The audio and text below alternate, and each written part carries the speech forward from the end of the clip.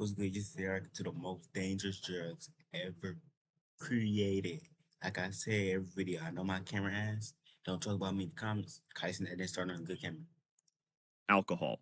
If you asked most people to name the most dangerous drug on earth, they would probably say fentanyl, heroin, or meth. But the drug that kills the most people is not hidden in a cartel lab. It is on restaurant menus, in supermarkets, at weddings, on airplanes, and inside almost every celebration humans have invented. It is alcohol. Every year, alcohol kills approximately 2.6 million people. No illegal drug on this list comes close in. See, I don't think I'm gonna get. I don't think I'm gonna do alcohol no more when I get older, bro. You know, niggas are sick about they get rich, throw down Julio on the girls, drink down Julio with the girls. Shit, no, not no more, nigga. Not no more, nigga. Not no more, nigga. I ain't gonna be a victim.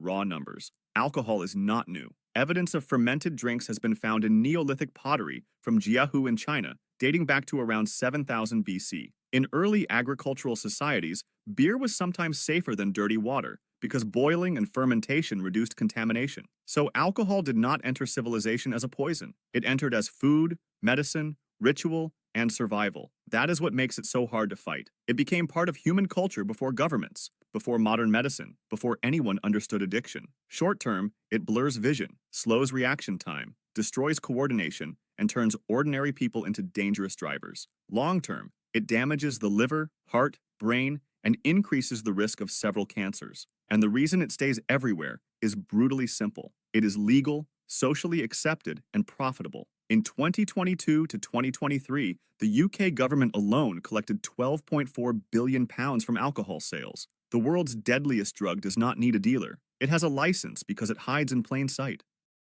Nicotine. Nicotine is not the chemical that turns lungs black. It is the chemical that makes people keep doing the thing that turns their lungs black. That is why tobacco is so dangerous. Worldwide, tobacco kills more than 8 million people every year. Over 7 million die from direct use, and around 1.2 million die from secondhand smoke. In the United States alone, cigarettes kill about 4. Y'all making me scared. Y'all making me scared. Well, I don't know nobody that smokes cigarettes, but young boy. But who the fuck smokes cigarettes? Them bitches think like cigarettes out of all things, not even Zaza. Cigarettes. Ain't no shame in your game, bro. Ain't no shame in your game.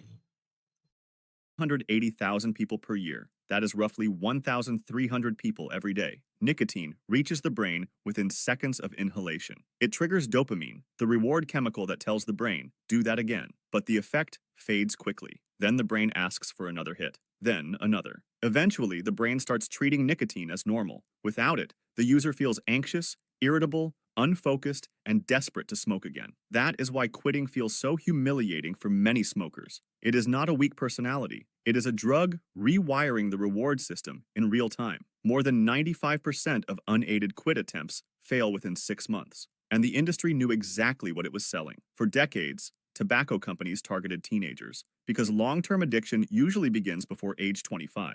Cigarette smoke contains thousands of chemicals, many far more physically harmful than nicotine itself. But nicotine is the hook. It is the tiny chemical that convinces someone to inhale the rest for decades. MDMA. Need to run Windows on your Mac? Parallels Desktop. MDMA does not look terrifying at first. It is not associated with dirty needles or people. I ain't gonna lie, bro. I gotta know the basics, nigga. I ain't smoking no shit that's or doing no drugs that's fucking. What the fuck is the MDMA? What the fuck? Collapsing in alleyways. It is associated with nightclubs, music festivals, friendship, hugging strangers, and feeling like the whole world suddenly loves you. That friendly image is exactly why people underestimate it. MDMA was first synthesized in 1912 by the German pharmaceutical company Merck and then largely forgotten. In the 1970s, chemist Alexander Shulgin helped bring it back into psychotherapy circles, where it was used to create emotional openness. By the 1980s, it had moved from therapy rooms into clubs. The drug floods the brain with serotonin, dopamine, and norepinephrine at the same time. Serotonin. Wait, so clubs sell drugs? Like, if you go to a nightclub, that shit sell drugs? I thought they just sell liquor. They sell drugs. I need that experience life. Creates the famous warmth, empathy, touch sensitivity, and emotional connection. But when the drug fades, the brain can crash hard. The next day can bring low mood, exhaustion, irritability, and a hollow feeling that is the opposite of the high. The most dangerous part is not always addiction, it is temperature and water. MDMA can stop the body from regulating heat properly. In a packed, hot club, dancing for hours, core temperature can rise high enough to cause organ failure. At the same time, MDMA can make the body retain water. Some users try to stay safe by drinking huge amounts and end up diluting the sodium in their blood to life-threatening levels. The drug that makes people feel connected can kill them in the middle of a crowd.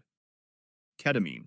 Ketamine is strange because medically, it can be incredibly useful. It was first synthesized in 1962 and approved as an anesthetic in 1970. Unlike many anesthetics, it usually does not suppress breathing or lower blood pressure. That made it valuable in battlefield medicine, emergency situations, veterinary care, and places without advanced monitoring equipment. But outside medical supervision, ketamine becomes Okay, so what can go wrong? Cats be sniffing that shit. What can go wrong? Like, what do it do to the body? Like, feel me?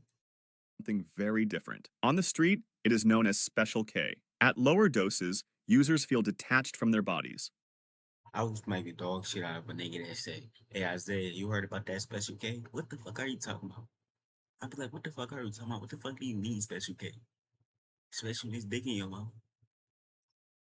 Sound, time, movement, and identity can start to feel unreal. At higher doses, they can fall into what users call a K-hole, conscious but disconnected from reality, unable to move normally, and unable to communicate clearly. That alone is dangerous. But ketamine has one especially disturbing effect. It removes pain. A person can fall, smash a bone, cut themselves, or suffer a serious injury and not understand how badly hurt they are until the drug wears off. Then there is the bladder damage. Heavy long-term use can cause ketamine bladder syndrome, a condition where the bladder and urinary tract become inflamed and damaged. Between 20 and 30% of frequent users develop bladder complaints. In severe cases, the bladder shrinks, hardens, and becomes so damaged that surgical removal is the only option. Ketamine can also cause amnesia, which is why it has sometimes been used by predators to make victims unable to remember what happened. A drug designed to disconnect people from pain can also disconnect them from reality itself.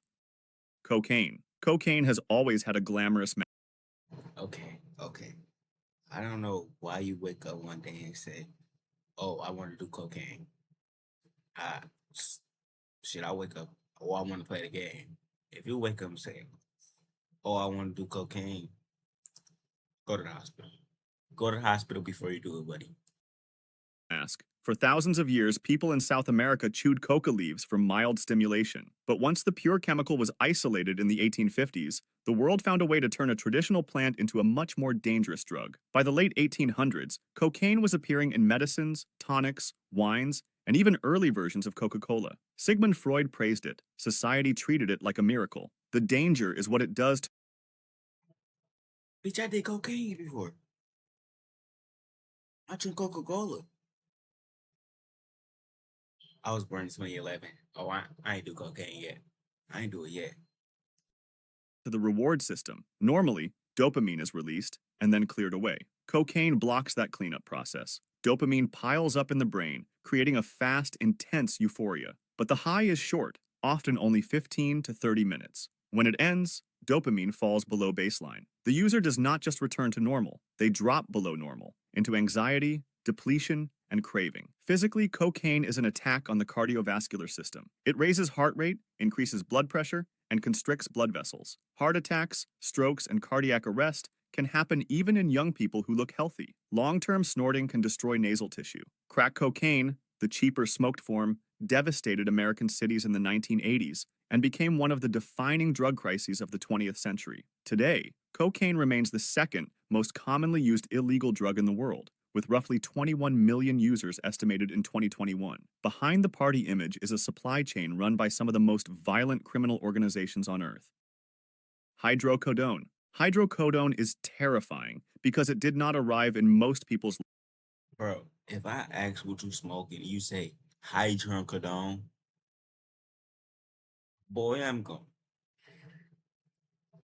lives through a street dealer. It arrived through a doctor, a pharmacy, and a normal-looking orange pill bottle. It was first synthesized in Germany in 1920, and in the United States, it eventually became the single most prescribed drug in the country. At its peak in 2011, American doctors wrote 136 million prescriptions for hydrocodone-containing products in 1 year. The drug works like other opioids. It binds to receptors in the brain and spinal cord, blocking pain while also releasing dopamine. For someone after surgery, dental work, or a serious injury, that relief can be real and necessary. But the same mechanism that kills pain can also create a high, and repeated use can build tolerance. The body starts needing more to feel the same effect. The nightmare often begins when the prescription ends, but the craving does not. A person who started with legitimate pain can suddenly find themselves physically dependent. Withdrawal, anxiety, and cravings push them to seek more. Hydrocodone becomes especially dangerous when mixed with alcohol,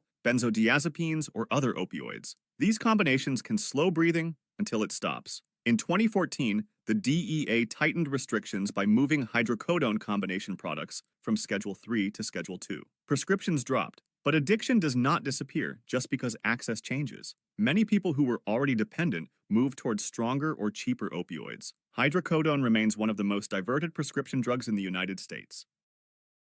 Are you having trouble trying to keep up with your professor? You've got to try Otter. Here's how it works. Girl, get your ass on, girl. Morphine is one of the most important painkillers in human history, and that is morphine. Morphine is one of the most important painkillers in human history, and that is exactly what makes it dangerous. It was first isolated from the opium poppy in 1804 by German pharmacist Friedrich Serturner, who named it after Morpheus, the Greek god of dreams. That name sounds peaceful. The history that followed was not. By the American Civil War, morphine was the painkiller soldiers received for gunshot wounds, amputations, and battlefield surgeries. It saved people from unbearable agony. But many soldiers came home addicted. The same pattern repeated in later wars: mass injury, mass pain relief, and then mass dependence. Morphine binds to opioid receptors in the brain and spinal cord. It blocks pain, creates sedation, and can produce euphoria. Used correctly in hospitals, cancer care, surgery, and palliative medicine, it is invaluable. It is even on the World Health Organization's list of essential medicines. But regular use creates tolerance. The body adapts, then physical. So what I'm learning from this video is drugs are not that bad. They can help you. That's what I'm learning. So you usually have to watch the drugs you do, but drugs is not that bad, bro. Always remember that, bro. Kids, drugs are not that bad. They can help you. Dependence follows. Withdrawal can bring sweating, cramps, insomnia, vomiting, and deep bone pain that lasts for days. For someone dependent, the drug stops being about getting high and becomes about avoiding the suffering of not having it. The darkest part of morphine's story is what came next. Doctors and chemists wanted something just as powerful, but supposedly less addictive. That search produced heroin. Morphine was not just dangerous on its own. It opened the door to something even worse: heroin. Heroin sounds like something born in the underworld, but it came from a pharmaceutical company. In 1897, German chemist Felix Hoffmann was working at Bayer, trying to synthesize codeine under the instruction of his supervisor, Heinrich Draeser. Instead, he produced an acetylated form of morphine that was far stronger than expected. Bayer named it heroin, from the German word heroisch, meaning heroic or strong. 1 year later, Bayer began selling it commercially as a cough suppressant, and even as a treatment for morphine addiction. Adults received it. Children received it. Customers were told it was safe and non-addictive. It was neither. Heroin reaches the brain quickly and binds to opioid receptors with great intensity. The initial rush can produce overwhelming euphoria, but the brain adapts fast. Tolerance grows. Dependence can develop within weeks. Then the drug stops feeling like pleasure and starts feeling like survival. Withdrawal can bring severe muscle cramps, vomiting, sweating, diarrhea, insomnia, anxiety, and bone pain. I don't want shit that could bring me diarrhea. Imagine my bitch I was trying to get some pussy and I got this shit every 3 minutes. That shit gonna be the worst. It's gonna be the worst. It's gonna be the worst, but I ain't gonna lie to you too. It's 3 a.m., 2 a.m. I'm mad tired. So it's gonna cut this a little short. But I love y'all. Shit like that. Thank y'all. Even though y'all ain't do shit for my life.